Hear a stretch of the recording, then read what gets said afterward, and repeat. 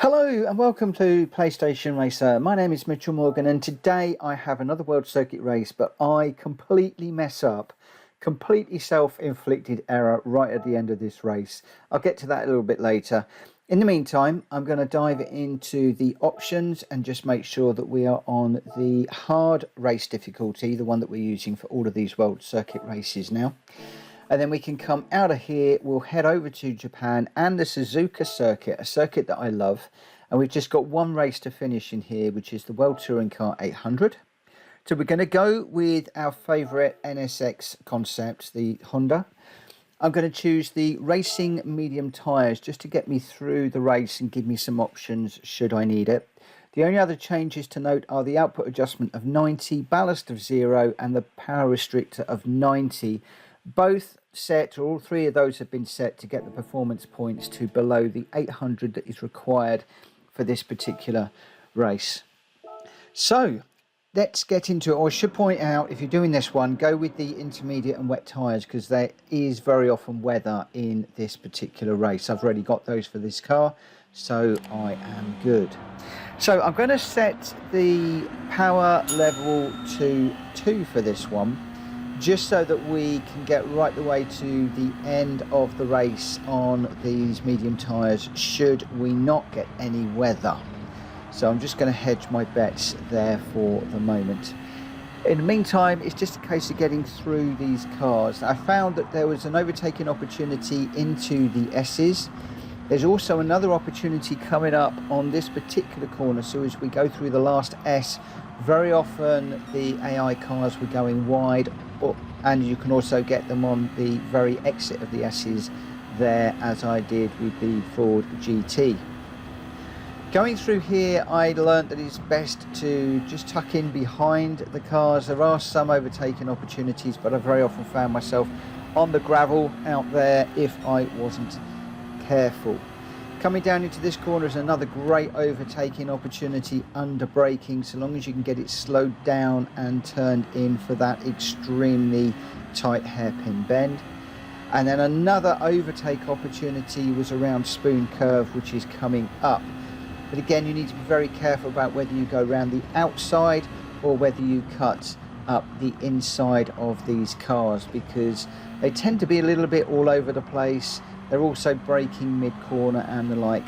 For that Lexus, I chose to do the outside of the corner. Another really good overtaking opportunity is coming up through this really fast left-hander, which I was actually taking flat. You just see the 50-meter board there, start the turn in, get over the curb. That's another opportunity to overtake people. Going through the chicane here, really you just want to follow through. No great overtaking opportunities through there. And then we're on for the end of the lap. So let's just talk for the moment about my braking points and turning points. So we're running up through the gears as we head down into the first corner. Very often as you go into the corner, I was preferring to lift and change down gear and just settle the car down.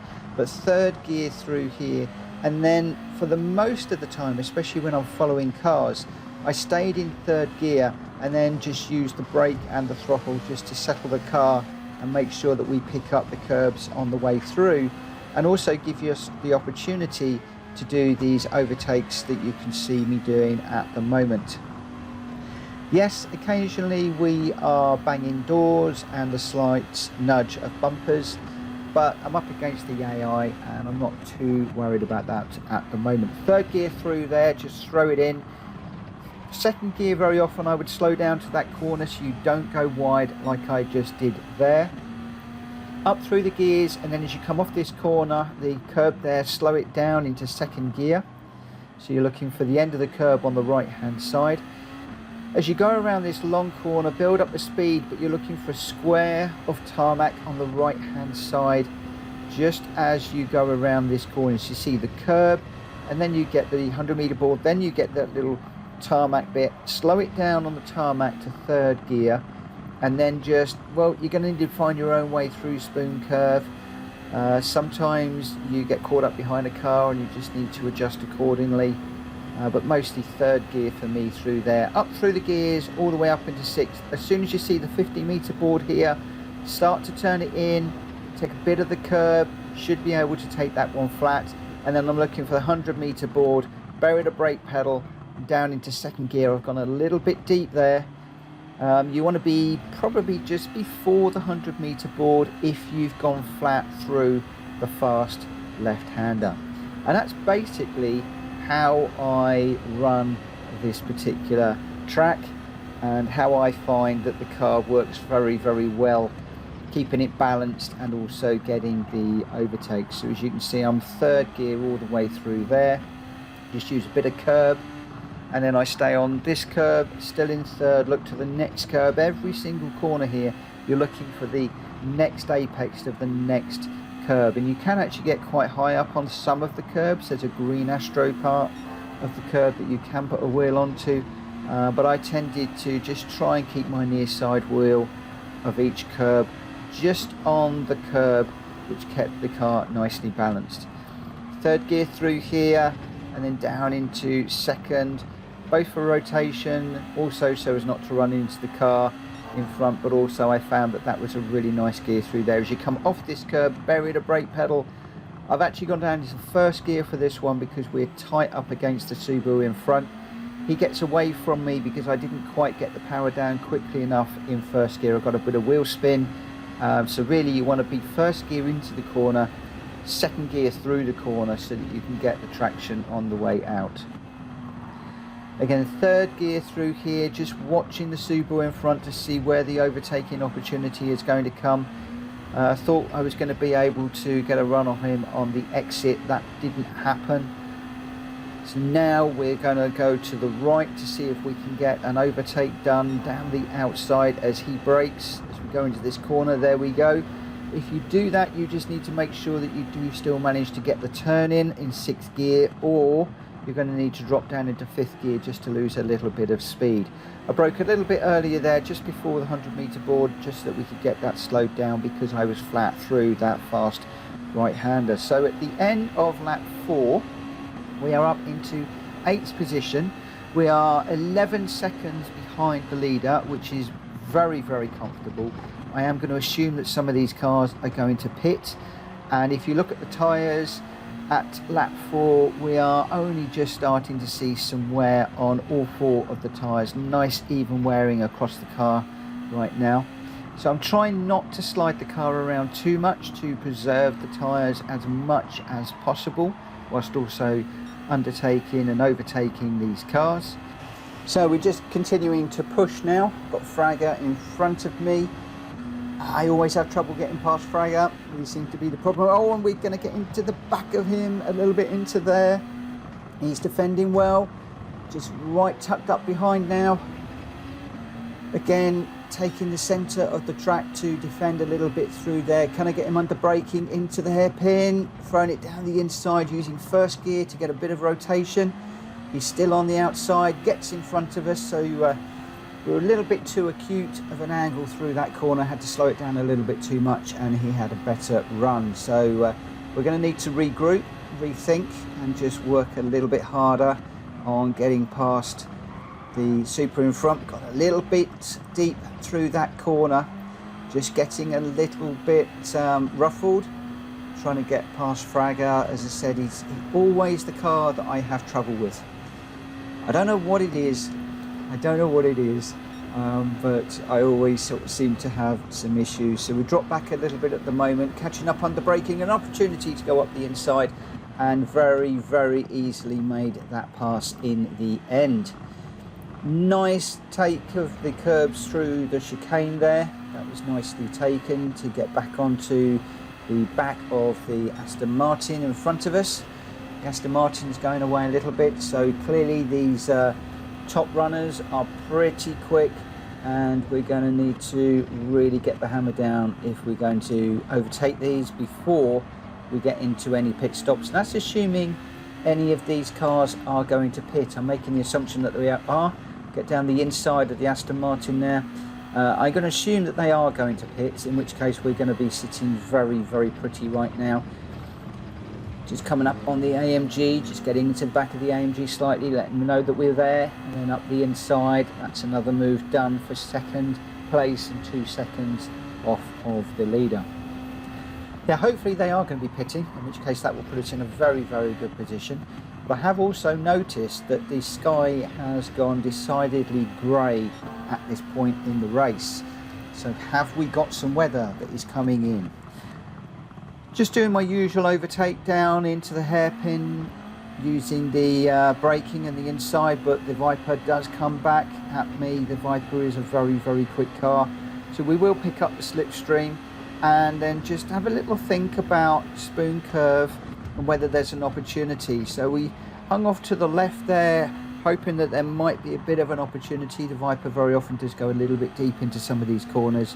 That presented us with the opportunity, which we took a slight nudge on the way through as the Viper backed off a little bit more than I'd expected. I mentioned about the grey weather a moment ago. There we go. We are into rain at the moment, and with the tyres around about a quarter worn, so not too bad on the tyres at this stage. The car was sliding around a little bit. You just saw the back end there going midway through the chicane. So I had noticed that the car had got a little bit slippery. So we'll leave the weather radar on for the moment, because it looks like there is some pretty nasty weather coming in from the northwest. Just hesitating slightly for the moment because we've got a whole load of cars that are pitting. All of the front runners have pitted. They were all on hard tyres. So the fact that we're running racing mediums, the faster tyre, doesn't bode overly well, considering I was struggling to get past one or two of them. Are they going to be jumping onto inters, or are they staying on hards? It looks to me as if they're actually staying on the hard tyre. Interesting time to pit with the weather radar looking the way that it is. There is an awful lot of really nasty weather coming in ahead of us. The car is starting to slide around more and more and more, and I was sort of backing off a little bit more, even though lap number 5 was our fastest lap of all. At this point I did find I needed to back off a little bit more as the car was sliding around. We are 11 seconds ahead of the second place runner, so we've got a little bit of a cushion as far as time is concerned, but not enough to come in and do a pit stop if the AI cars decide not to. Now the weather's looking interesting because we've got some nasty green weather coming in, but then it looks like we're going black, so it doesn't look like it's going to rain overly heavily too much for very long. Although at this point the windscreen wiper was on, the rain was coming down, and I was sliding around all over the place. Just trying to get it slowed down for the chicane was difficult. It really was sliding around everywhere, and I actually decided to take the precaution, especially as I saw just that little bit of yellow on the weather map, just to come in and to put the intermediate tyres on, just to hopefully make sure that we do keep this facing the right direction, because the car was really sliding around everywhere and I didn't really want to take the chance. Although this graphic doesn't look like those are inters going on, they are inters. A small dash of fuel, and you can see there the drops of rain on the windscreen, and the rain still comes down. We've got second, third and fourth are all in the pits. They seem to be refueling. Are they going to do a tyre change? Everybody's pitting. Everybody is in the pits right now. Although it looks, I don't see the graphic changing. Are they going on to inters, or are they staying on hards? This is interesting. This is interesting. So I'm on the oh no, they are going on intermediates. Okay, they're going on intermediates, which really surprises me as we are now clearing that wet weather. I took the precaution of going on to the intermediates because of those yellow splodges of weather, and I really didn't want to get caught in a fast car. Whoa, even then with the inters we're struggling to get the power down. The little rain gauge on the left hand side of the tyres is showing that there's still quite a bit of water on the track that we are picking up, so maybe the inters was the right move. and slicks would have been a little bit of a problem. So hopefully I've made the right decision in coming in for those inters. The fact that everybody else is on inters as well, and you can see that the car is still sliding around all over the place on these intermediates, even though the track appears to be drying out now. Hopefully over the next lap or two the track will dry significantly, that we could maybe come in and put another set of mediums on. I'm not overly happy with the intermediates, and I remember at this stage I really didn't feel that I had a lot of confidence in the car, both for braking and turning and also getting the power down. The back of the car was spinning up quite a lot under acceleration, and I just felt that I didn't quite have the control on the brakes. We are 42 seconds ahead of Fraga in second place, so we got bags and bags and bags of time to come in and do a pit stop. But as we've gone on to lap 8, you can still see that there is a fair amount of water on the track. Just looking at the little rain gauge there, it is drying out, but there is still water around, and for that reason I decided to do lap 8 on these tyres as well. Thinking about coming in for lap 9 though. I think that may well be part of the plan and prudence to come in and just put a set of slicks on, although I might actually have a look and see what some of the other drivers are doing, bearing in mind most of us I think are all on intermediate tyres right now. But the track is really drying out at this point. A very definite dry line. In fact, most of the track through here is pretty much dry right the way across, just a little bit of moisture on the outside.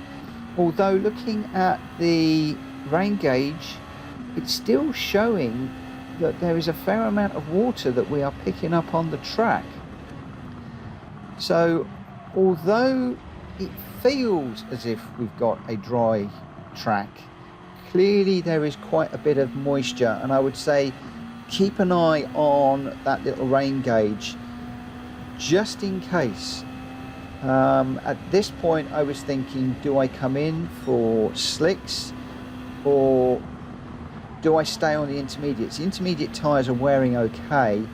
We're still picking up moisture around the track, which really surprises me. We've gone really deep into the chicane, just showing that these intermediate tyres are giving up a little bit of grip. But we err on the side of caution, and we've stuck with the intermediates for one more lap. So this is lap number 9, and we may well need to come in for a set of slicks to do lap number 10. You can see there a very distinct dry line is forming, although there is a little bit of moisture out on the outside. The rain gauge is dropping off quite a bit now, although you can see that when I get the wheels up onto the curbs, that rain gauge is jumping up significantly. So if we were to pit for slicks now, you're going to need to stay off of the white lines and the curbs and definitely keep it within this drying line around the track. It looks like Fraga, Portilla, they're all possibly coming in to lose the intermediate tyres now. What are they going to put on? I'm assuming they're going to go softs.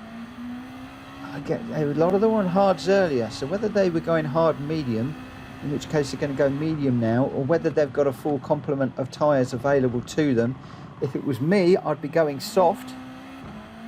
Yes, they're going soft. So Fraga has gone soft, Portilla's soft, so most of these are going soft now, so they are going to be a lot quicker than we are on these intermediate tyres.